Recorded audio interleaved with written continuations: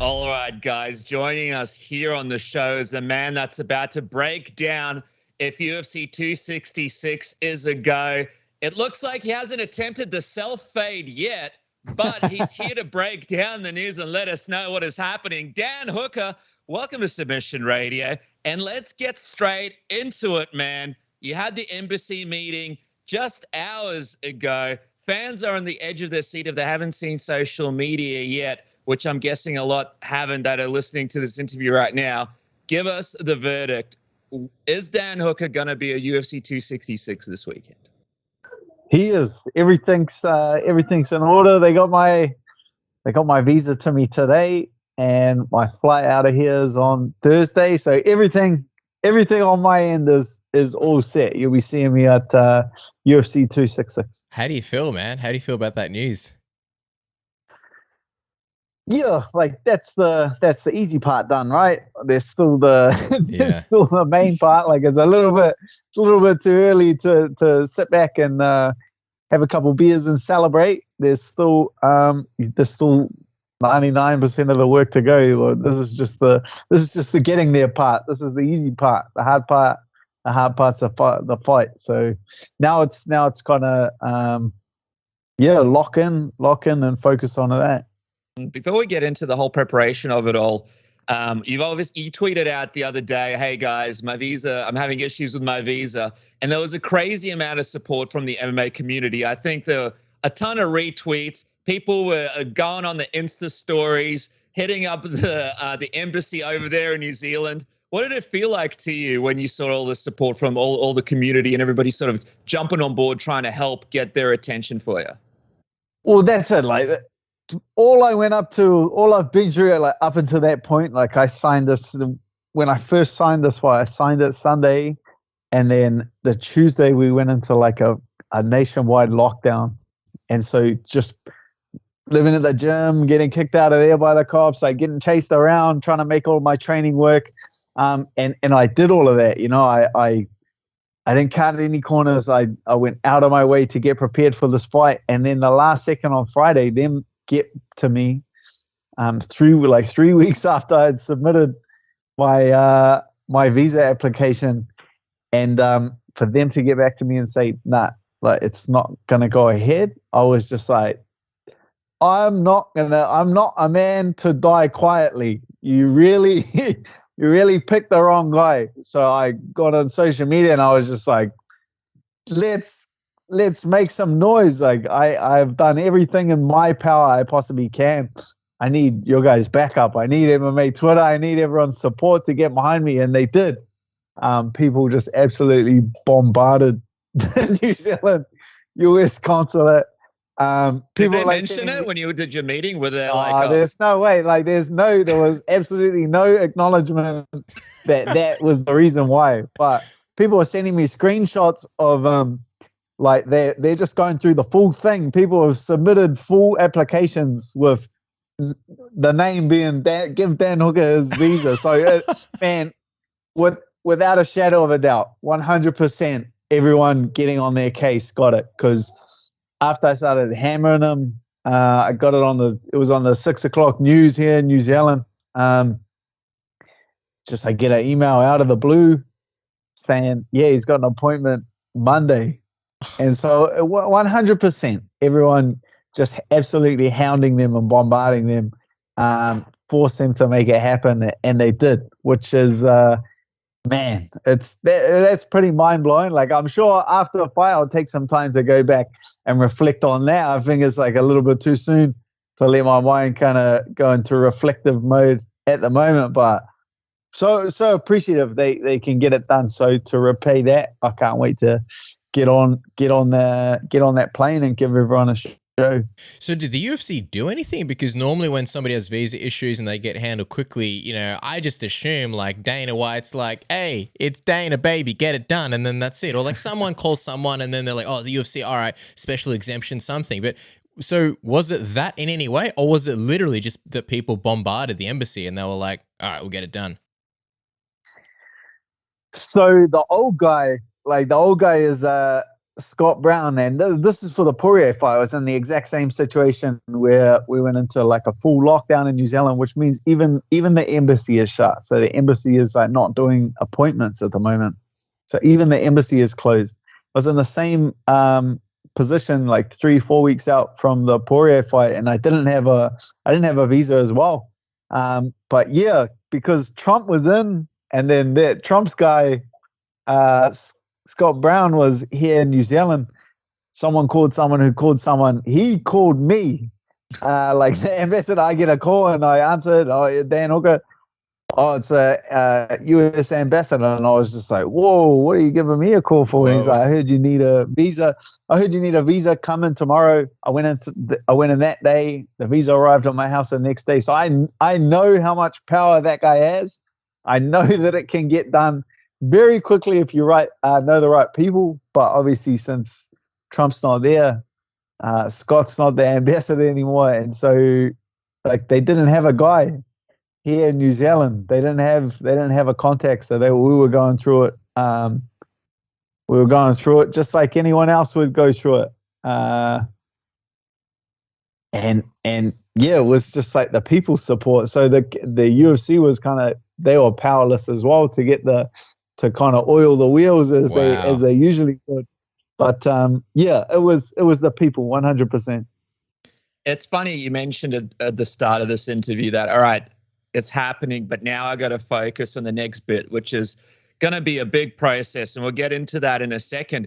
But can you take a moment to at least celebrate the fact that you've got this visa, or is this something that you're looking to do after the fight is said and done and you can look back on this whole crazy journey that took place leading into it? After, because the mind frame that I'm in now is like I'm already locked on. I was never it was never like in doubt in the whole thing. At no time since I've had this fight has there been any doubt, like a shred of doubt in my mind that I wasn't going to be prepared or I wasn't going to be ready. So like to waste mental focus on, oh man, I wonder if they're going to process it. I wonder if I should train my ass off this session. Like you can't, that's just all wasted energy. You know, I had to stick to the things that I can control, use all my mental focus on the things that I can control. So no, I haven't processed that thought too much. Like that's something I'll do in reflection. Like I've been locked on the fight this entire time and focused on the fight. But how did it not enter your mind that like I may not get the fight? Like I understand being zoned in and focused and stuff, but like when the embassy's saying like, nah, you're not getting it, how is it that you kept, the belief that like it's just gonna happen one way or another before you knew that, fans are gonna get like there's like a balance of that. It's not like I sat on my ass and then the UFC or the embassy told the UFC, we're not going to process this visa in time.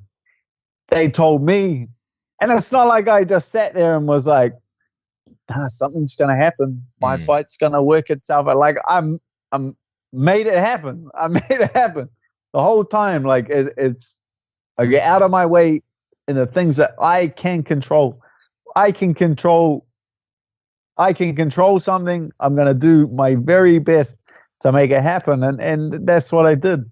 So it's not that like I sat back on my couch and visualized something happening. No, I did go out and do everything in my power I could possibly to make it happen. Visualizing getting the flight, visualizing getting the self-fade. You're a visualizing man, Dan. But I was also going to say, so just to go back a second, also frame this whole story correctly, like what exactly was the issue? When they contacted you and said, we're not going to give you the visa, was it a case where like you got denied, or was it just like, we're not going to do it in time, or what was the problem? Just, yeah, they weren't going to do it in time. So the embassy is actually shut. We're in like a level 4 lockdown in New Zealand, and lockdown in New Zealand is not like lockdown I see in a lot of other places. Like lockdown in Australia is like level 2. Like when it goes to like level 4, everything shuts. Everything shuts. The United States embassy shut. Like that's crazy to think. So they just weren't processing. Like the UFC used their weight. I guess, and they like the embassy agreed for me to do it via post. Like they knew the deadline. They were like, his flight's on this date. He's got to get over for this reason. And the embassy was like, yeah, sweet. Like post it in and we'll do our best. And then 2 days before I was getting on a plane, they said, yeah, it's not going to be processed in time. It's just because no one's at their office. For this, everyone harassing them, they must have opened the office. They must have sent someone down to open the door, to turn the computers on, and to get everything going. That's what I was saying. This is New Zealand, but whack your jandals on, stroll down to the embassy, fire up the computer, print off me visa, send it back. I'll even pick it up, mate. Get it done. This is New Zealand. Get it done. Well, I love that it got done. And before we talk about actually taking this plane ride over and the weight cut and everything like that, take us back to the actual camp. Because so the first time that we spoke to you, you were living in the gym. Then we go to the New Zealand Herald, right? And the interview with Dan Hooker is all over the New Zealand Herald. He's hiding in the gym. The police is there. What's happening? Allegedly, some false claims were made against my name by you. Mate, as far as I'm concerned, no charges were laid because Dan Hooker was never caught doing anything. Mm-hmm. So I can't attest to those false accusations. Right. You bit of a chael sonning. That's not me. I don't know what you're talking about. Sounds like a Hispanic guy. They're like showing you CCTV. Did that really look like me? I don't even think that was me. You were like, I thought you boys had something here, but that guy's clearly not me. That guy's clearly not Dan Hooker. All right. So what? I had my backup story and everything. I had the shopping bag. In my hand, ready to go. I was walking the four squares across the road. I parked my car there. I was walking to the four square. Someone takes a picture and makes some accusations. I don't know what to tell you. Photoshopped. Okay, so what did camp actually look like? So you weren't allowed it. What were the rules? You weren't allowed in the gym. You couldn't train normally. No, it wasn't allowed in the gym. So you got to stay in your bubble. So you got to stay in with the people that they give you till like a midnight since they announced the lockdown, and then wherever you are at midnight, you got to stay there. So Eugene puts a call out. You know, Dan's got his camp. Some of the other guys got their camp. Like they need to get into the gym before midnight, which we all did. We were there for a couple of weeks, and then the police came through and I don't know what they called it, reinterpreted. There was a reinterpretation of the rules. Mm-hmm. Because it wasn't our usual residence, we had to disband the camp. And like Eugene, I'm sure he could have fought it or something like that, but he wanted to do the right thing by New Zealand. He's very supportive of New Zealand pursuing the elimination strategy. So he disbanded it. The police didn't want it. We disbanded it. We moved off. And then I was trying to get out of the country to train overseas. And obviously in the meantime, it's pretty difficult to just be like, oh, I'll just sit and wait on the couch. So we were doing doing the best we could for that time. But the whole time I've been trying to get a visa, just been staying fit. A lot of track work, a lot of running. I feel like I did a lot of heavy sparring since I was first trying to get a fight, which is May. So I've been training my ass off since May. So I've been in camp for a very long time. So just for the last couple of weeks, bit of running, staying fit, and just working the technical stuff, film breakdown, listening to my coaches. So it's just been like that the last couple of weeks.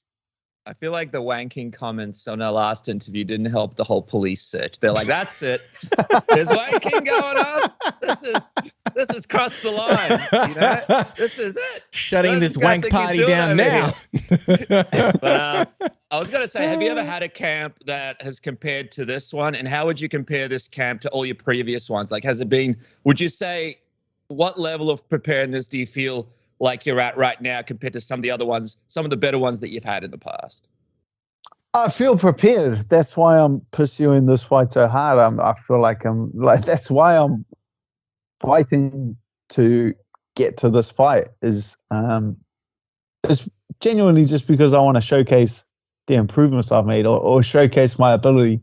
I feel like previously, like in the past, like I would have done the exact same thing. I would have just gone out of my way, but it would have just been more like, I'll fight anyone. I go out of my way to just prove like I'm a fighter. But I feel like the mentality shifted, and I'm going out of my way this time purely because I feel like I'm the best, and I feel like I'm in a great place. So I feel like I need to showcase that. I feel like I need to get out there and showcase it to the world. That's just how I feel. So I feel mentally and physically in great shape and prepared. Like these pandemic times have been difficult for the fighters down here in New Zealand and Australia, but you just got to make it work. Sitting on your ass and complaining and bitching and moaning about all of these restrictions will get you absolutely nowhere. You know, you can't go to the bank and pay your mortgage with complaints. It takes cold hard cash, and the only way a fighter makes money is from getting out there and fighting. So that's what I'm doing. Well, somewhere in between the wanking police raid and then all the training and everything else that was going on, you put out a tweet onto social asking if anybody had a job going. I was wondering, man, what did you mean by that? Was there something going on in your head there? Like, were you just mucking around? Were you like looking at potentially picking something up in the meantime because you thought things might not come together? That would have been when they said. So initially, when the UFC was like trying to apply for the visa, initially they just came back and it was a flat no. The embassy just came back, or the consulate came back and just said, nah, we're not processing visas at the moment. That's not going to happen. And then the UFC must have shifted a bit of weight then and there. And then they got me, they worked out the deal for me to send my visa in and for us to do it via like courier. So that was like, then it was like a bit of a. Because that was after they announced it, wasn't it? That was after they announced the fight was happening, wasn't it? Yeah, that announcement's a bit of an Ally Quinta announcement. Nothing was in place. They're like, let's just add it to the card and see what happens. It's just different times. Like, really, it's just different times. Like, if you guys knew actually what goes on behind the scenes of most of the stuff, I just feel like I feel like most fighters go through this kind of stuff, but they just, I don't know, they just don't share it. I feel like if I'm on this ride, you guys can be on the ride too. You know what I mean? Well, I got to go on this emotional roller coaster. I feel like everyone else they can grab a seat too. I love it. I think everybody enjoys being part of the ride and enjoys your candor. So I guess, you mentioned that like 99% of the hard stuff is still yet to come, right? You got the visa, which is normally a formality. Here it's been like a fight before the fight. So what is your schedule? I know like, people have put it out, but what does your schedule look like now? I want to hear it from you because it's actually pretty crazy. What's the rest of your week look like now? And then what is the biggest challenge for you ahead, other than the fight? It's crazy. It's crazy. Sit around on my ass here in New Zealand for a couple of days. Thursday night, get on a plane. Arrive Thursday night. I'll probably get to the hotel about 9 p.m. Weigh in 9 a.m. and then fight the next day. That's it'll be good. So you're arriving in another country after how many hour flight? A couple of hours. Oh, mate. So we're talking like 12 hours and then include baggage and airport and travel, this and that. And then you're arriving, and then 12 hours later after arriving in another country, you're weighing in, right? Yeah, it's like 20 hours, 20 something hours travel time. I don't know why they're giving you so much lead time, man. You could have arrived basically at the start of the card. Get off the plane. Just run straight from the airport there. Hey, I would have done that too. If you think I wouldn't do that, you're off your head. So what does your weight cut look like? No trouble. No trouble. Got the fight dietitian on it.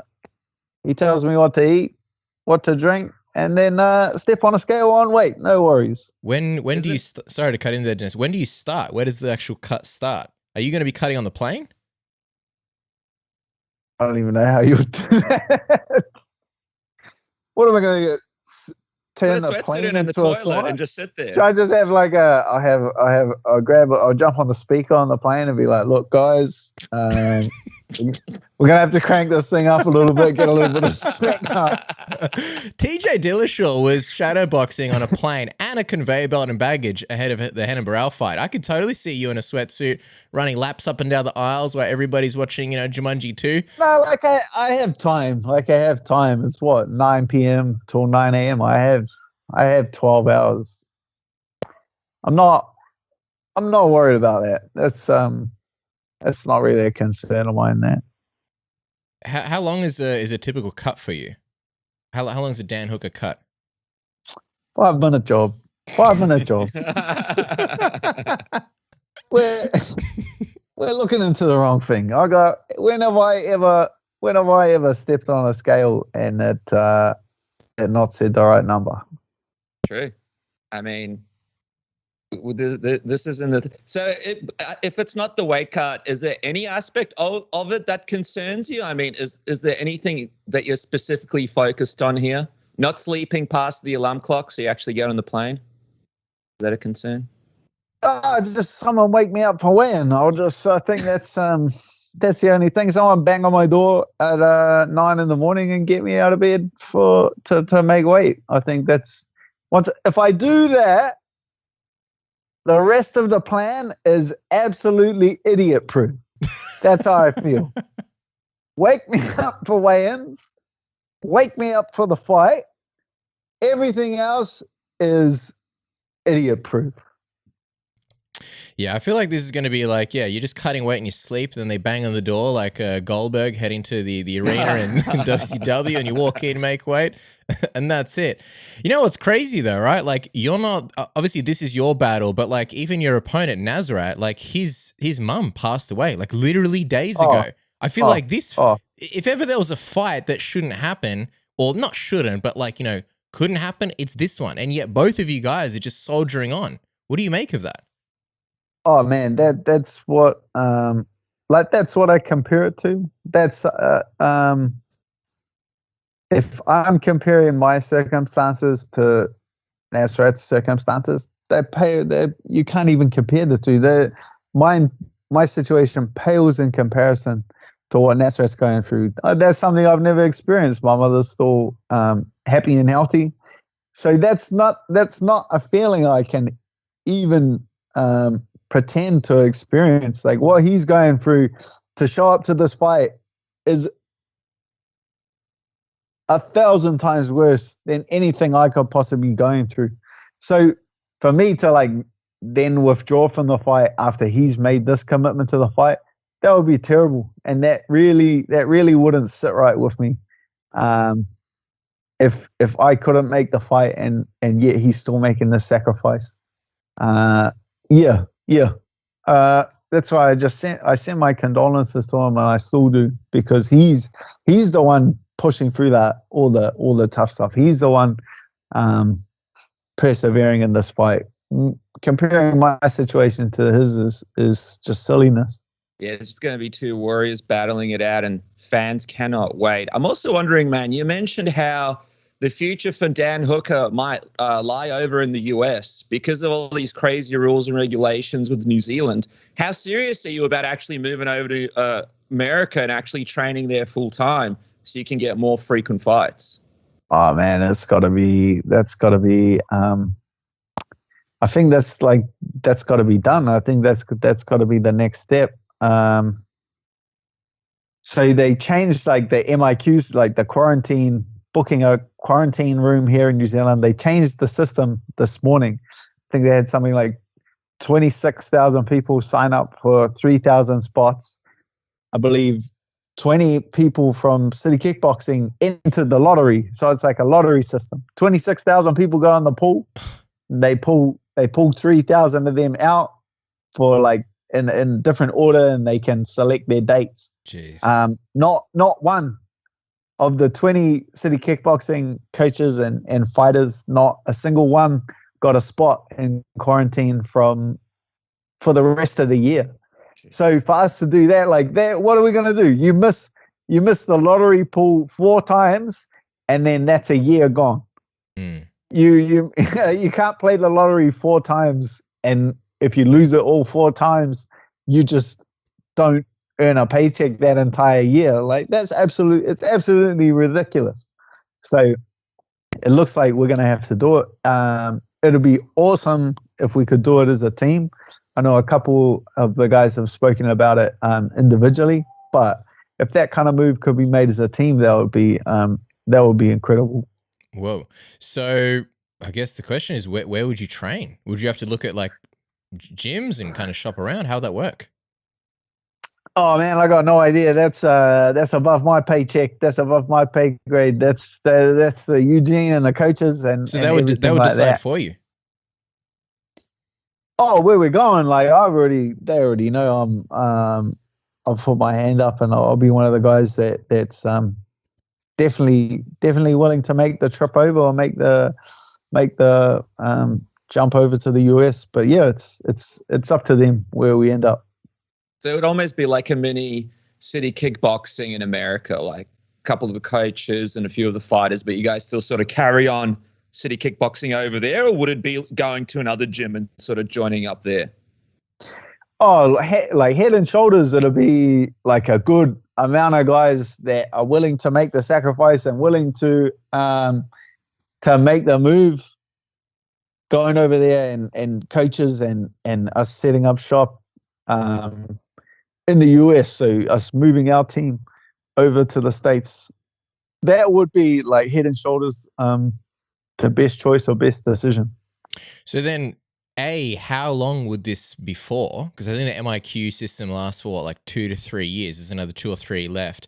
And then also, what happens like with your family and your home? Like, would the family move with you and you guys like actually live there, or how would that work? Have you told the missus yet that you guys are moving? This is just going to be a surprise one day. Let's go to the shops. And the bags are in the car. A surprise, just surprise.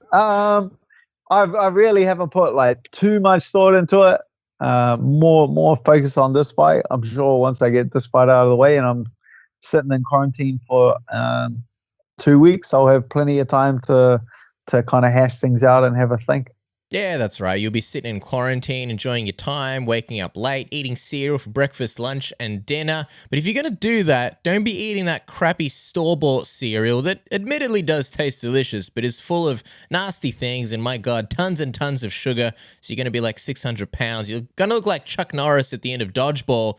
That's where Magic Spoon comes in with its sugar-free cereal. It is the high-protein, keto-friendly, gluten-free, grain-free, soy-free, wheat-free, naturally flavored, totally delicious childlike cereal for grown-ups. I don't do keto anymore personally. I'm all about the calories, but I wish I knew about Magic Spoon when I was on keto and I was trying to avoid carbs like crazy. Stuff like that was what I dreamed about. Delicious cereal that tasted like all the delicious cereals from my childhood without all the ridiculous calories and ridiculous sugar. Isn't that right, Dennis? That's right, man. I mean, speaking of carbs and calories, only 140 calories, only 4 net grams of carbs in each serving. You get 0 sugar, 14 grams of protein. And by the way, it tastes absolutely delicious. So click the link below and grab yourself a variety pack. Try it today. Use the promo code submission at checkout. Get 5 bones off, $5 off today. Or go to magicspoon.com/submission now and change your life forever. That's right. While you're changing your life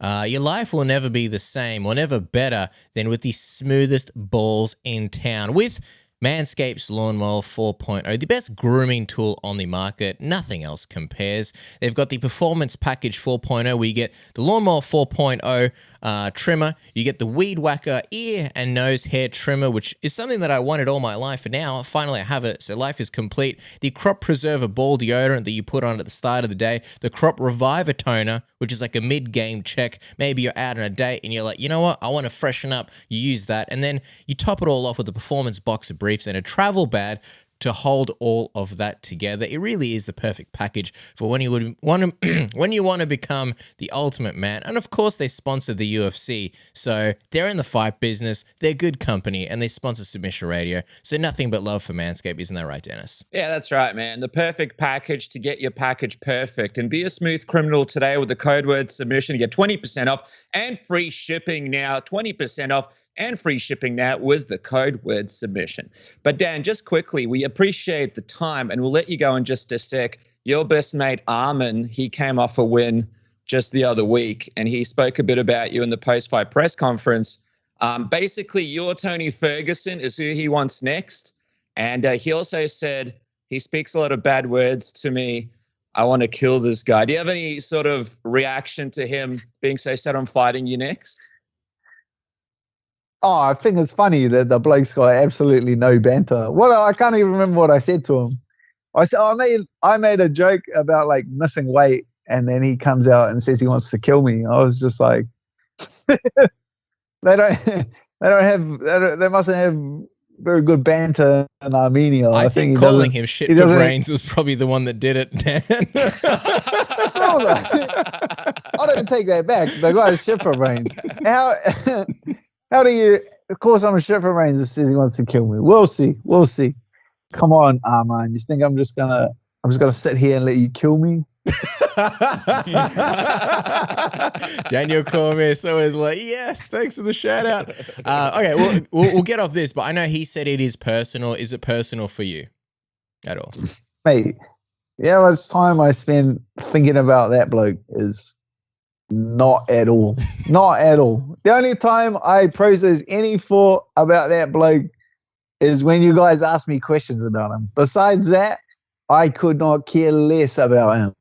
I do not give an ounce of mental thought towards that man or what he's doing. I'm focused on me. He should be focused on him. Well, I'll tell you, man, it's right now, let's focus on this fight because fans are super excited. UFC 266. You're actually going to be on the card. Just quickly, as we wrap up, I guess like Eugene Behrman's not going over there, but you've got Alex Volkanovski and obviously the team down there. I was going to ask you if you're going to do much training with those guys, but I guess you'll just kind of see them on the way to the octagon as you arrive on the plane and give them a quick hi. I'll see them at weigh-ins. Now you just coming with me on Thursday. Yeah.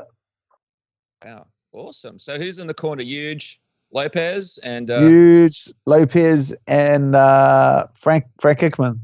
Awesome. All right. Sorry, Cassie, go. No, I was going to say solid. And just as we let you go, I wanted to ask you, where does this rank in terms of like craziest, I guess, preparations and things that have happened in your career? I know that, I know you said you were sort of always focused on it, but like from the outside, this seems like just crazy circumstances. Just, the way you're flying in last minute, cutting. I know you're cutting weight on the plane. You say you're not cutting weight on the plane. You're cutting weight on the plane. How does this compare for you? Not even close. Not even close. You're not phased. Damn it, mate. This is like small potatoes. The Dan Hooker book is gonna be one heck of a read. But it ain't coming out anytime soon. I can tell you that much. It ain't coming out. It ain't coming out for another couple of decades. Well, he's got a little bit of weight to cut, but he's not going to cut those gorgeous locks of his. Look at him go, avoiding the self-fade, but he made it onto the plane. UFC 266, Dan Hooker is on, ladies and gentlemen. I cannot wait. Follow the man at Dan the Hangman on Twitter and Dan Hangman on IG to follow his journey. Dan, thank you so much, man, for joining us. No trouble, lads. Appreciate the support.